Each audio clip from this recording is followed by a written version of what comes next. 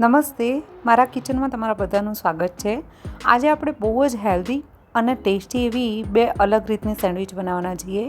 પણ આજની ખાસ વાત એ છે કે આજે આપણે આ સેન્ડવિચ વગર બ્રેડનો ઉપયોગ કરીને બનાવીશું। કોઈપણ જાતના બ્રેડના ઉપયોગ વગર પણ આ સેન્ડવિચ બહુ જ ટેસ્ટી બનશે અને એની જોડે આને વધારે ટેસ્ટી બનાવવા માટે બે અલગ અલગ રીતના સ્ટફિંગ તૈયાર કરીશું। તો ચાલો આ હેલ્ધી સેન્ડવિચ બનાવવાનું શરૂ કરીએ। સેન્ડવિચનું લેયર જે આપણે બ્રેડની જગ્યાએ બનાવવાની છીએ એના માટે 1.5 કપ સોજી લેવાની છે। સોજી એકદમ બારીક લેવાની છે। જો તમારી જોડે મોટી સોજી હોય તો એને મિક્સીમાં પીસી લેજો।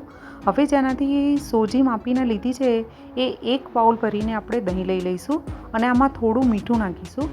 હવે આને એકદમ સારી રીતે મિક્સ કરી દઈશું। બિલકુલ ગાંઠો ના રહે એવી રીતે મિક્સ કરવાનું છે। એકવાર મિક્સ થઈ જાય પછી આમાં એક વાડકી ભરીને જે આપણે દહીં લીધું હતું એનાથી જ માપીને અડધી વાડકી પાણી નાખીશું। બરાબર મિક્સ કરીને હવે એને ઢાંકીને 10 મિનિટ માટે રેસ્ટ આપીશું। આજે આપણે બે જાતના સ્ટફિંગ તૈયાર કરીશું સેન્ડવિચ માટે। એમાંથી એક સ્ટફિંગ છે એ સાઉથ ઇન્ડિયન સ્ટફિંગ છે, જેના માટે 1.5 ચમચી તેલ ગરમ મૂક્યું છે। હવે આમાં એક નાની ચમચી અડદની દાળ નાખીશું। અડદની દાળને થોડી શેકાવા દેવાની છે। થોડી ક્રીમ કલરની થઈ જાય એના પછી આમાં થોડી રાઈ નાખીશું। રાઈ બરાબર તતડી જાય પછી આમાં 5 ચમચી જેટલી હિંગ અને મીઠો લીમડો નાખીશું। હવે આમાં એક મોટી ચમચી ભરીને જે સેન્ડવિચ ચટણી બનાવીએ છીએ આપણે લીલી ચટણી એ નાખી દઈશું।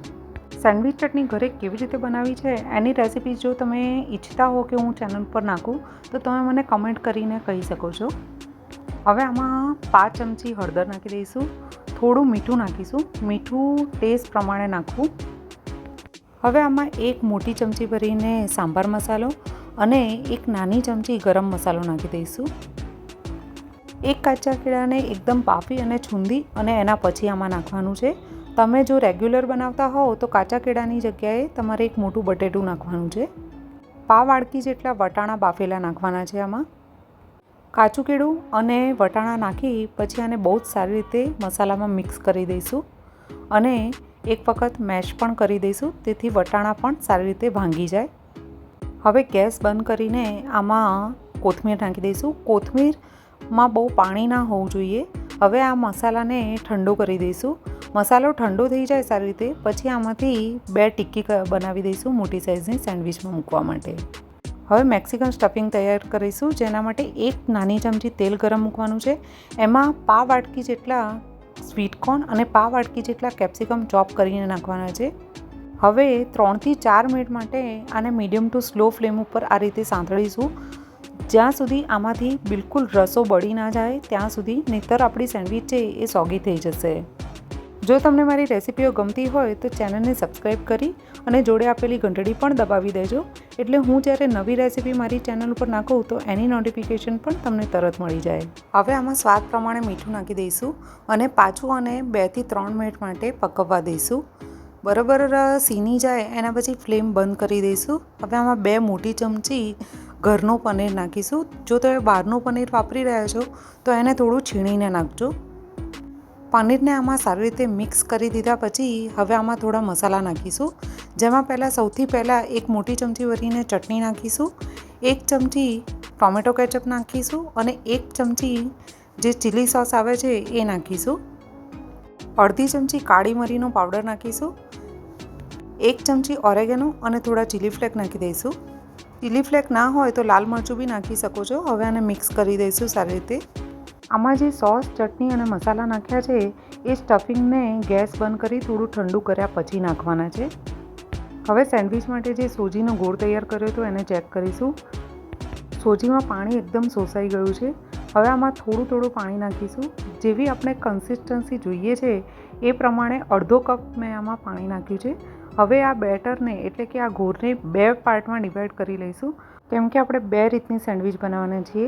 હવે આમાં અડધું પેકેટ ઈનોનું નાખીશું અને આને સારી રીતે મિક્સ કરી દઈશું, જેના માટે 1 મોટી ચમચી ભરીને પાણી નાખ્યું છે। હવે આ રીતનું જે સેન્ડવિચનું સ્ટેન્ડ આવે છે એમાં પહેલાં ઘી વ્યવસ્થિત રીતે લગાડી દઈશું। તમે ઈચ્છો તો આમાં બટર પણ લગાડી શકો છો। અહીંયા તમે ઇલેક્ટ્રિક સેન્ડવિચ મશીનનો પણ ઉપયોગ કરી શકો છો।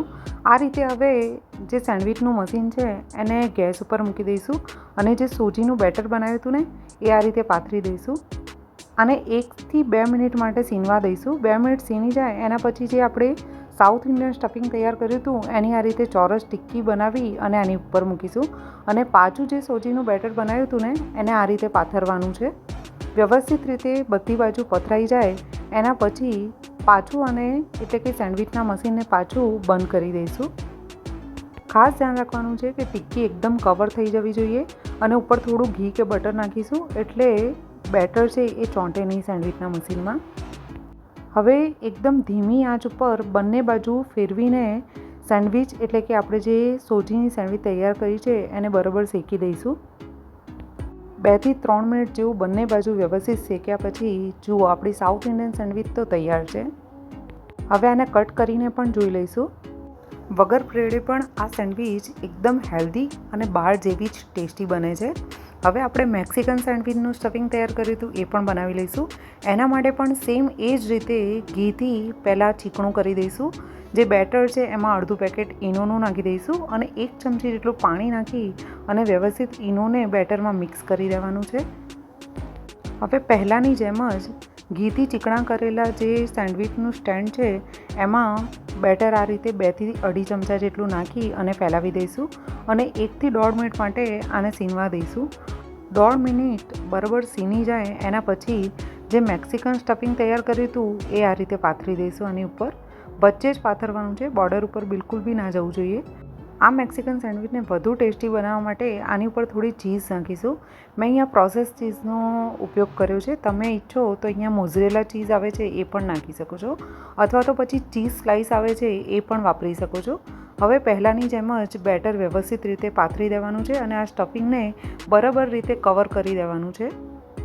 હવે પાછું આની ઉપર ઘી અથવા તો બટર આ રીતે નાખીશું તેથી ઉપર સ્ટેન્ડ ઉપર બેટર છે એ ચોંટે નહીં અને સેન્ડવિચનું લેયર છે એ પણ એકદમ ક્રિસ્પી બને. 2 થી 4 મિનિટ માટે ધીમા ગેસ ઉપર આવી રીતે ફેરવીને ક્રિસ્પી થાય ત્યાં સુધી આને શેકી દઈશું. આવી રીતે એક્સ્ટ્રા બોર્ડર હોય એ ચપ્પુની મદદથી અથવા ચમચીની મદદથી કાઢી દેવાની છે. તો લો જોતામાં આપણી મેક્સિકન સેન્ડવિચ પણ તૈયાર થઈ ગઈ છે. આને પણ કટ કરી દઈશું.